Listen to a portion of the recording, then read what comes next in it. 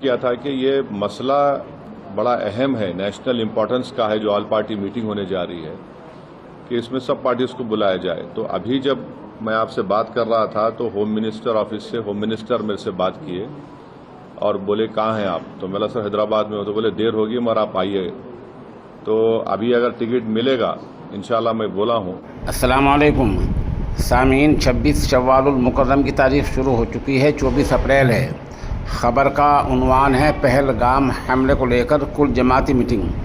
आज दिल्ली में कुल जमाती मीटिंग हुई है, जैसा आप वीडियो में देख रहे हैं। और इस मीटिंग में अपोजिशन पार्टी ने भी हिस्सा लिया है और सरकार को ये कहा हम आपके साथ हैं, आप जो भी एक्शन लें, हमला करें, जो भी करें, हम मुकम्मल तौर से आपके साथ हैं। आप इस मामले में आपसे अलग नहीं हैं।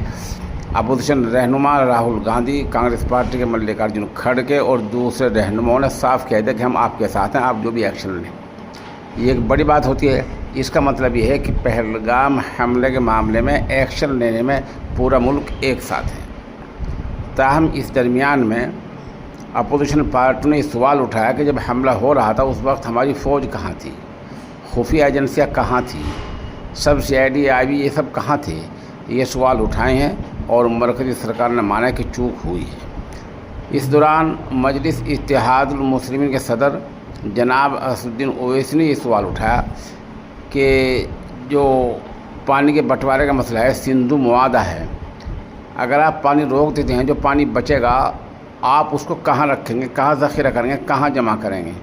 इस पर सरकार ने कहा ये तो संदेश देने के लिए, पैगाम देने के लिए है कि हम आगे कहाँ तक जा सकते हैं और क्या हमारा रुख है।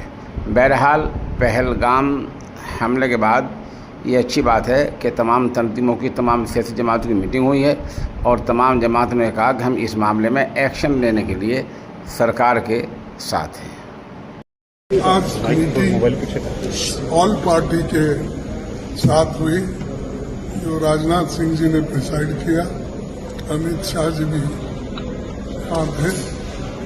हमने सब लोगों ने मिलके जो पहलगाम में इंसिडेंट हुआ है उसको सभी लोगों ने कंडम किया, ऑल पार्टी, इर्रेस्पेक्टिव ऑफ ये वो ऐसा कुछ।